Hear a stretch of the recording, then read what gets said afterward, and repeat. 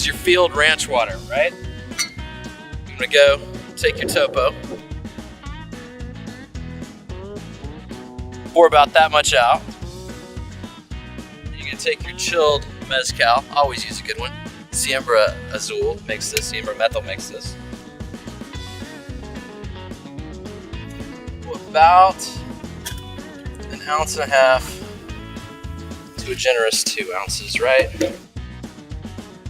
And then you have your clarified lime juice. If you don't have clarified,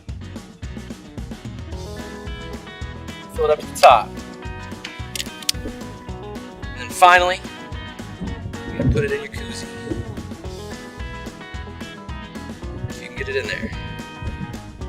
And that's your field ranch water. Thanks, West Texas.